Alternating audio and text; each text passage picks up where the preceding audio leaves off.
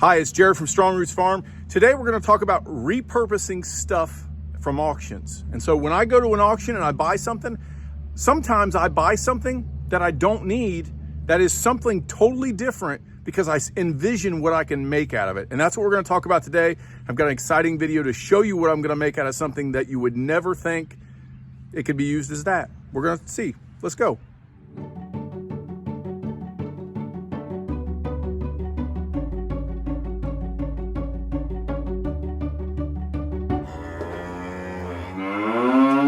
Well, if you've been following along our video, we appreciate it. We appreciate all our subscribers. So I want to first thank you guys for that. Watch all of our videos and watch the whole link. It really helps our channel.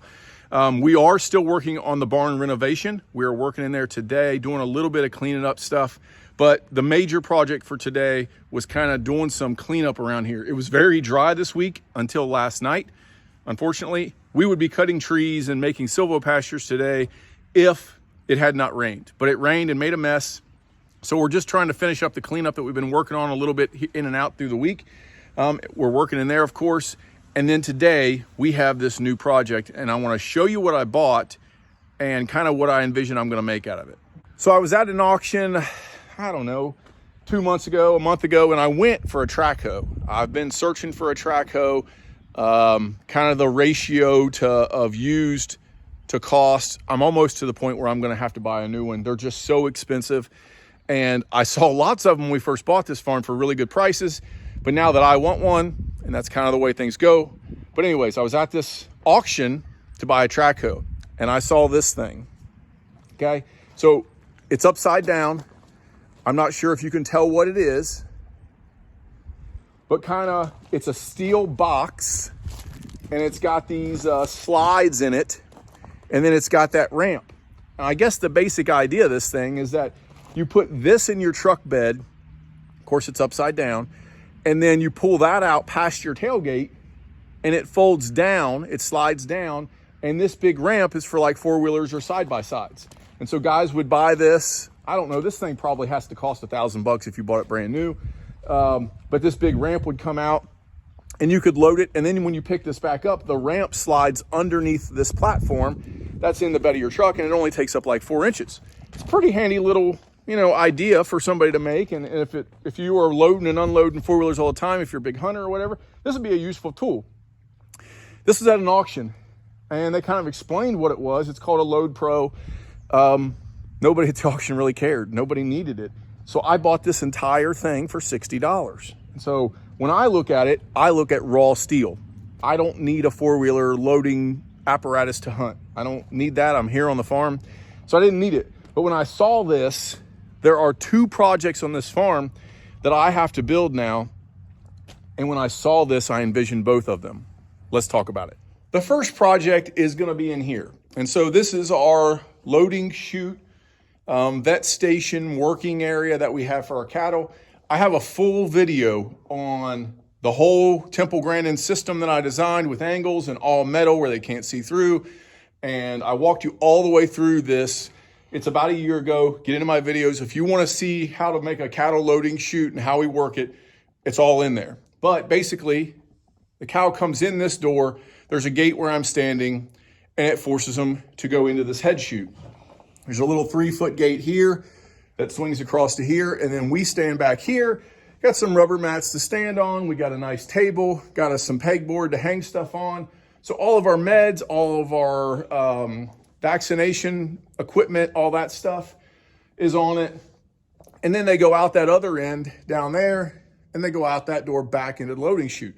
So it's very versatile. We've got the loading chute set up so that they don't have to come in here if they don't want. We can just go straight to load a truck or just move them through into the feedlot paddock there that we have for the winter. But we can open and shut gates and make them come into here and work them one by one. So that's in here. Now, originally when I built this, I put a weight scale on my loading chute. And so I bought a scale system, fabricated it myself. Here's the scale system that I bought from A&A Scale LLC. I was pretty happy. I would say if I had one critique on this system, it would be that the wire is just really low gauge, which the electronics, it's fine. The wire is the perfect size for the electronics. The problem is that when these scales are used for cattle, and things get moved a lot. The wire is so frail because it's such a high gauge, such a small wire that I ended up getting shorts. Problem was I put it on my loading chute.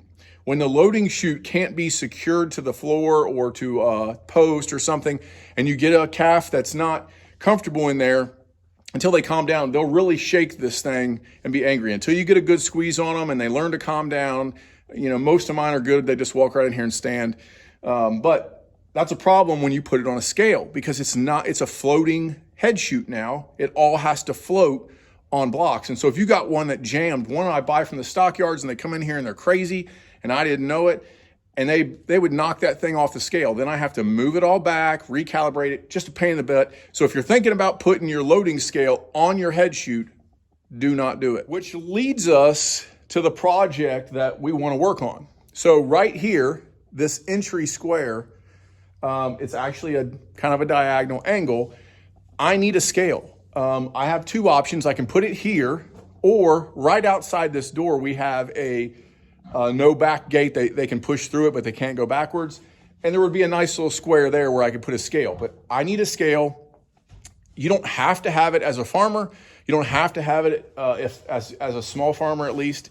But it's useful. It's useful to weigh calves. It's useful to check rate of gains and have all those kind of things. And so I would really love to have a scale, but I don't know what I was going to do. So the plan is to use that heavy piece of steel to build a platform, and I'll show you that. And I'm going to make a scale that the calves can stand on.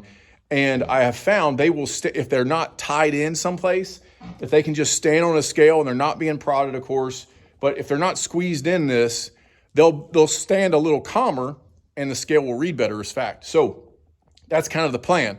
Let's go out and kind of walk you through what I'm going to do with the piece of metal and how I envision that one. So the feet on the scale, the modules. So it's basically a block. I can take and show it to you, but it's a leg and it has a wire running to it. And whatever you put it on, it's going to hold. If you put it onto a flat frame, like I've seen other guys do, it's going to hold that frame up on the ground about 4 inches. They're pretty tall, but this has this indentation in it. So I can flip this over, put the scale frames underneath this, and then this thing basically be almost flush to the ground. I'll either pour concrete or lay block to secure this to the ground. And I want this thing to sit about 1 inch off the ground, but the calves, a 4-inch step is not a big deal. Then we'll screw rubberized horse mat, which you can see some tore up pieces there, kind of like I made those targets out of, if you've watched those videos. But I'll screw that to that with self-tapping screws. It won't slide. It'll make a very safe place for the cows to walk.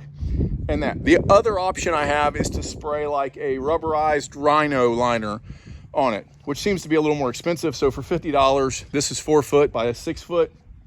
I can buy a rubber mat, put it on there. It might even be 8 foot, 4 foot by 8 foot. Put my rubber mat on there. Cows will be comfortable. It's a nice soft place. They won't slip. And my legs will be all underneath there where they can't touch any of the wires for the scale. And I envision this. And so that's the way it's coming. That is a future video, a future project of how I'm going to build this. I will stiffen it up with some angle iron in there, but ultimately I'm excited. That's going to work perfectly. And I bought that for $60. Now the other side of this apparatus would be this ramp system that slides into that. And so what am I going to do with this side? I have some gun range videos out there. It's just a place on our farm we shoot guns. I don't own an official gun range. Don't rent it out. Don't need any legal insurance issues here. But I've got this gun range that we shoot at. And the only problem with my gun range is there is a kind of a small creek in front of it. So as we're walking out here. So when you go from where you're shooting to where the targets are, to reset things, to look at your paper targets, if you're zeroing, you kind of have to cross this watery, rocky creek thing that we see right here. And so what I need is a bridge. So I'm thinking, okay, that's galvanized. It's definitely, if it's able to hold a 1,000 pound or a 800 pound four-wheeler, it's easily going to hold people. We can put some metal posts into the ground or some wood posts and screw it to it, or whatever we want to do. We're going to envision that today. And that's the project me and the boys are going to work on today, because we have friends coming over tomorrow and we're going to plink around a little bit. So we'll have a nice bridge crossing this. Nobody will have to get their feet muddy. Nobody will have to step on these big rocks anymore. And it's got a lot of holes in it, so the water will go through. This thing never fills to the top, but it does get pretty hairy. But we've got at least 3 feet of fall that will go underneath that as far as water. And so it's not going to clog up anything. But if it did flow over it, it's got all the holes in there. It's not going to rip it out and tear it out. I don't need big concrete pillars. It is perfect for that. And so I'm so excited to get that in, be an addition. One, it's some farm beautification, but it's super functional for our friends and our family. And so that's what we're going to work on now. Let's go. I ain't got all day. Get up on here. Hold it down.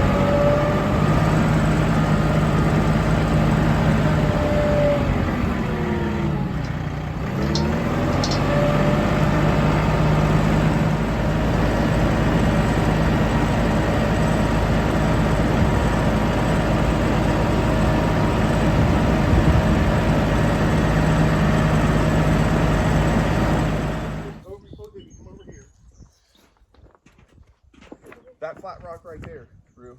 That big one, yep. Stick underneath this corner right here. Right here? Yep.